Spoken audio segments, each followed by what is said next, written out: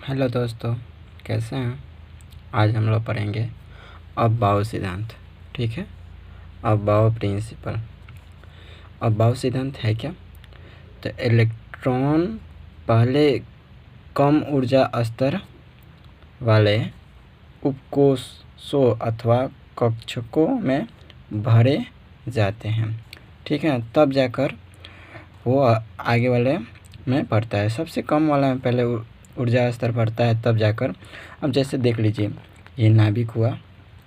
नाभिक के बाद इसका ये जो कक्षा है, इसको हम लोग देखेंगे। ये n=1 पहला कक्षा है, दूसरा कक्षा है, तीसरा कक्षा है, चौथा कक्षा है। इस तरह से हम लोग माने तो ये मेरा के कक्षा नाम से जानते हैं हम लोग कि L M N O P Q R S इस तरह से बढ़ते जाएगा। ठीक है ना। तो ये n=1, तो यहाँ देखिए n=1, इसमें 1s होता है। ठीक है, n=2 यानी इस 2 में देखा जाए तो 2s 2p होता है। ठीक है, इसमें देखा जाए n=3 तो इसमें 3s 3p 3d। ठीक है ना। इसमें अगर 4 में देखा जाए तो 4s 4p 4d 4f। अगर इस तरह से आगे बढ़ाया जाए तो 5 वाले में भी 5s 5p 5d 5f। अगर आगे वाले में बढ़ाया जाए 6s 6p 6d 6f। इस तरह से आगे आगे हम लोग बढ़ाते जाएंगे। ठीक है ना। और ऊर्जा स्तर सबसे किस में, पहले कम वाले पहले में भरता है, उसके बाद दूसरे में। इस तरह से बढ़ते बढ़ते इलेक्ट्रॉन बढ़ते हैं। ठीक है। अब देखिए ऊर्जा स्तर जो हम ये किसने दिया था, ये अफबाउ सिद्धांत के अनुसार इलेक्ट्रॉनों को भरा जाता है किसी परमाणु के नज़दीक वाले कक्षा में क्या कितना इलेक्ट्रॉन भरेगा, कैसे कैसे ये अपना पूरा करते जाता है। ये ज़रूरी होता है, यही अफबाउ सिद्धांत है। और अफबाउ सिद्धांत के द्वारा ही हम लोग इलेक्ट्रॉनिक विन्यास कर पाते हैं। तो इसमें सबसे पहले इसमें भरता है। ठीक है, उसके बाद इसमें भरता है, उसके बाद ध्यान से देखिए इसमें भरता है, फिर इसमें। ठीक, देखिए कहाँ कहाँ से आ रहा है। ठीक है, इस तरह से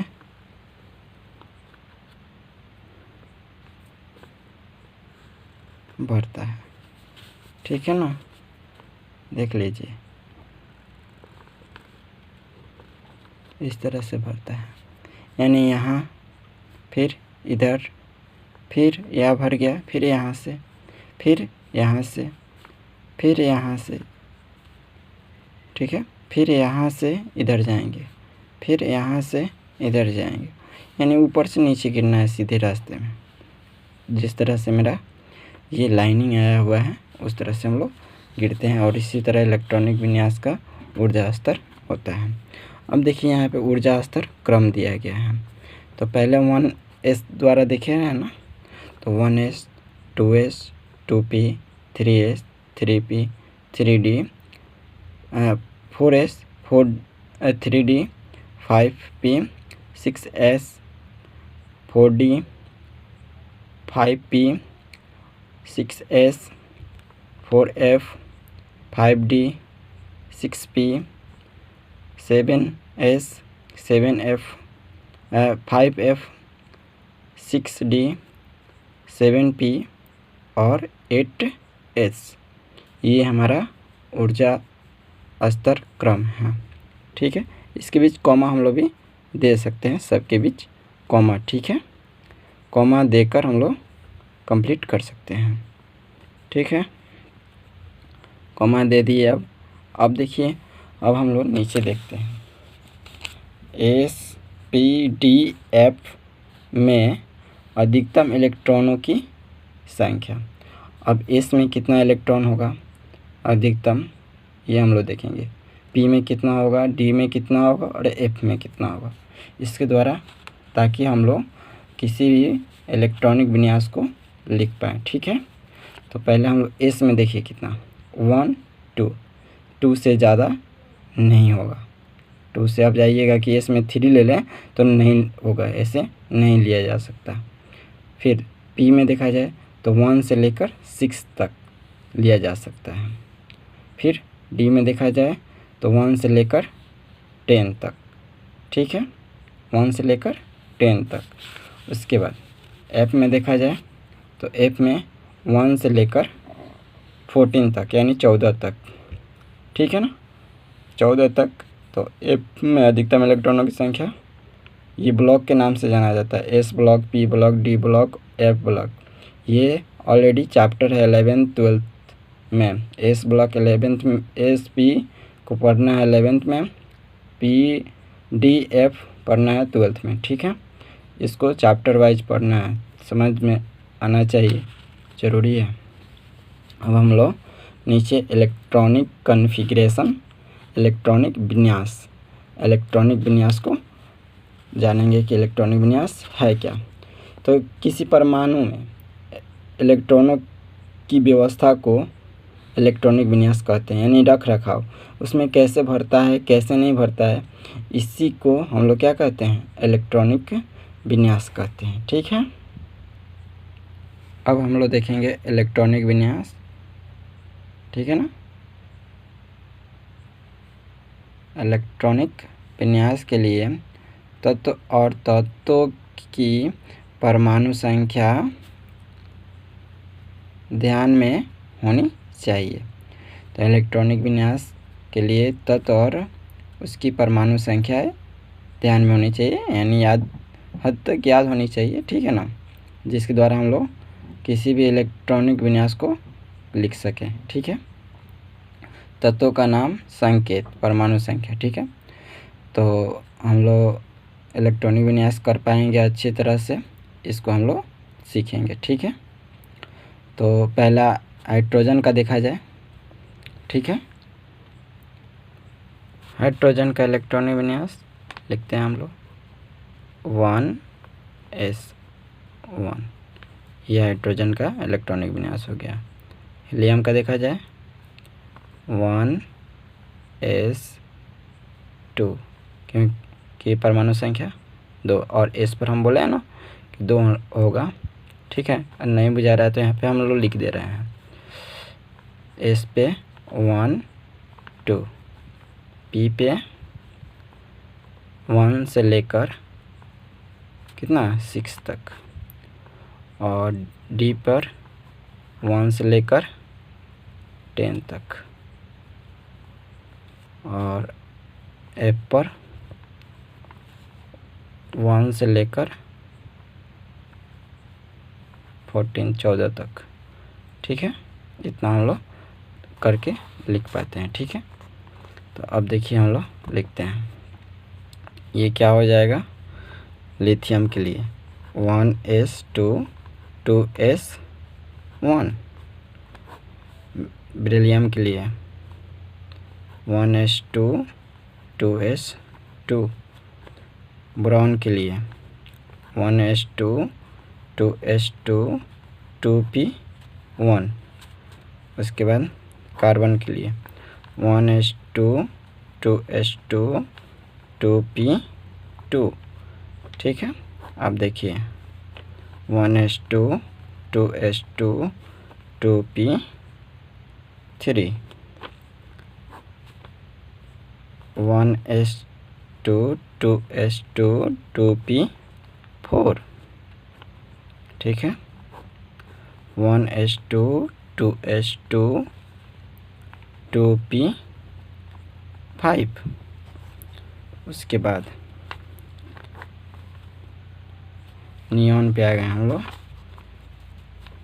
carbon, nitrogen, oxygen, fluorine, neon. ठीक है, नियॉन पे आ गया 1s2 2s2 2p6। ठीक है, यहाँ तक ये कंप्लीट। और उसके बाद 1s2 2s2 2p 6 3s1 1s2 2s2 2p 6 3s2 1s2 2s2 2p 6 3s2 3p1। इसके बाद सोडियम, मैग्नीशियम, एल्युमिनियम। उसके बाद यहाँ पे देखते हैं, इसके बाद silicon 1s2 2s2 2p6 3s2 3p2। उसके बाद phosphorus 1s2 2s2 2p6 3s2 और 3p3। इस तरह से हम लोग लिख सकते हैं, ठीक है। कभी कभी इलेक्ट्रॉनिक विन्यास कंपटीशन में ऐसे भी लिखा जाता है 2, ठीक है। इस दोनों को एक जगह कर लिया जाता है 8। उसके बाद इसको भी, पहले इसको और इसको भी हम लोग कर लेते हैं, तो कितना हो जाएगा 5। इस तरह से भी इलेक्ट्रॉनिक विन्यास कहीं कहीं कंपटीशन में ज़्यादा करके मिलता है। इस तरह से 2 8 5 लिखा हो तो हम लोग क्या कहेंगे, वो किसका इलेक्ट्रॉनिक विन्यास है, फास्फोरस, यानी इसकी परमाणु संख्या कितना 15 का है, ठीक है। ये कंपटीशन में अधिकतर हमको मिलती है। अब हम लोग सल्फर का इलेक्ट्रॉनिक विन्यास करना शुरू करेंगे। 1s2 2s2 2p6 3s2, ठीक है, 3p6, ठीक है। 6 नहीं जाएगा ना, कितना हो गया 16 जाना है हमको, 10 और दोबारा 4 16 4 होगा, ठीक है। 1s2 2s2 2p6 3s2 3p5। Argon पे आते हैं, क्लोरीन था, ये आर्गन है। 1s2 2s2 2p6 3s2 3p6। इसका भी अब काम कंप्लीट। अब हम लोग पोटेशियम पे आते हैं। 1s2 2s2 2p6 3s2 3p6 अब 4s1, ठीक है। कैल्शियम पे आते हैं हम लोग। 1s2 2s2 2p6 3s2 3p6 4s2, ठीक है। अब scandium Sc 1s2 2s2 2p6 3s2 3p6 4s2। अब 3d पे बांध जाता है, तो इस पे क्या हो जाएगा 1। उसके बाद 1s2 2s2 2p6 3s2 3p6 4s2 3d2। उसके बाद विनेडियम पे, टाइटेनियम हो गया विनेडियम। 1s2 2s2 2p6 3s2 3p6 4s2 3d3। अब chromium Cr 1s2 2s2 2p6 3s2 3p6 6 4s2 3d। अब देखिए यहाँ पे आप सोच रहे हैं कि कितना 4 लिख देंगे तो हो जाएगा, नहीं, यहाँ पे 1 हो जाएगा, ये एक इलेक्ट्रॉन इसको दे देगा और कहेगा कि आप अर्ध भरे थे, पूर्ण भर जाइए। क्योंकि देखिए अब यहीं पे ये हूंड का महत्तम गुणज नियम काम करता है। देखिए ये क्या है, डी है ना। अब डी में देखिए, डी में अधिकतम इलेक्ट्रॉन कितने होते हैं, 10 होते हैं, ठीक है ना। तो इसमें जो भरने का तरीका है, देखिए यही अपवाद आता है, इसको अपवाद के नाम से हम लोग जानते हैं। तो हूंड के नियम से इसको समझ में आ जाएगा। देखिए पहले इसमें एक इलेक्ट्रॉन बढ़ता है ऊपर की तरफ, केवल ऊपर की तरफ, डी पे बात हो रहा है, ऊपर की तरफ सभी में। तो देखिए ये जब वो 4 कह रहा था तो ये कह रहा है कि नहीं, ये रूल डी कहता है कि नहीं, हम एक खाली मेरा नहीं रह सकता है, 4 के हमारे पास करीब आ चुके हैं। ये चुंबक की तरफ क्या करता है, खींच लेता है। तो ये एस क्या करता है, अपने इलेक्ट्रॉन को दे देता है, एक एस से एक इलेक्ट्रॉन निकल कर इस डी को भर लेता है। तो इस तरह से ये क्या हुआ, 4 से क्या 3 से क्या हुआ, 5 हो गया, एस में से एक इलेक्ट्रॉन निकल कर चला जाता है, ठीक है ना। तो ये अपवाद में आता है, ठीक है, इसको समझने की ज़रूरत है। यही हर समय क्वेश्चन पूछता है इलेक्ट्रॉनिक विन्यास, कोई भी इसी का पूछ देता है, ठीक है। ये अपवाद में आता है, इसलिए बहुत आदमी या बहुत शिक्षकगण भी पूछ सकते हैं इस सवाल को, ठीक है। अब हम लोग मैंगनीज पे बात करेंगे। इसका इलेक्ट्रॉनिक विन्यास 1s2 2s2 2p6 3s2 3p6 4s2, यह भी भर लेगा, और 3d5। उसके बाद हम लोग आयरन लोहा पे Fe पे आ गए। 1s2 2s2 2p6 3s2 3p6 4s2 3d कितना 6। अब इस पे आते हैं कोबाल्ट पे, ठीक है ना। कॉपर Cu, कोबाल्ट है Cu। 1s2 2s2 2p6 3s2 3p6 4s2 3d7। अब देखिए यहाँ पे 1s2 2s2 2p6 3s2 3p6 4s2 और 3d8। अब जब कॉपर पे आया Cu, तब यहाँ पे हो गया इसका अपवाद। 1s2 2s2 2p6 3s2 3p6 4s2, अब 2 नहीं रहेगा 3d। अब देखिए ये कहता है, अब देखिए अब इसका नीचे की तरफ इलेक्ट्रॉन भर गया, तो 5 6 7 8 9, 8 के बाद जैसे ही हम लोग 9 पे गए ना, तो ये 9 कहता है कि नहीं हमको पूरा भरिए। तो इससे भी एक इलेक्ट्रॉन बाहर निकल जाएगा, इस पे 1 हो जाएगा, ठीक है ना, इस पे 1 हो जाएगा और इस पे 10 हो जाएगा, ठीक है।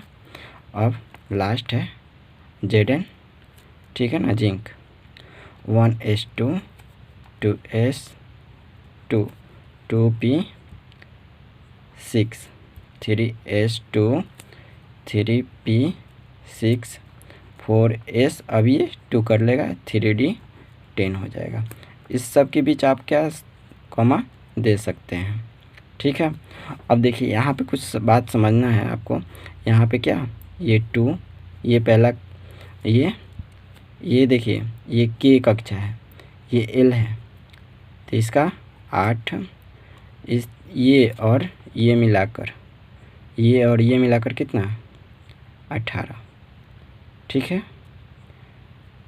8 10 18, ये 18 हो जा रहा है। और ये आपका 2।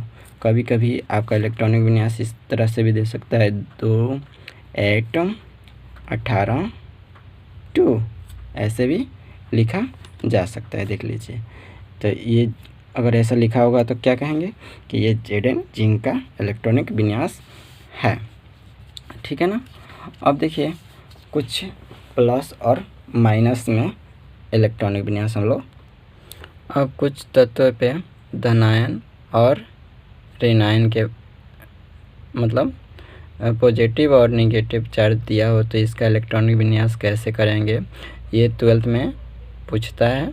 ठीक है ना, कंपटीशन में पूछे या ना पूछे, लेकिन 12th में 2 नंबर 1 नंबर में कभी कभी पूछ देता है। तो इसको हम लोग देखिए, अब यहाँ पे क्लोरीन क्या है, परमाणु संख्या 17 होती है। ये प्लस का मतलब घटाना, प्लस का मतलब घटा देना। अब 17 में से 2 घटा लीजिएगा तो कितना बचेगा, 15। अब ये 15 जो आया इसका इलेक्ट्रॉनिक विन्यास होगा।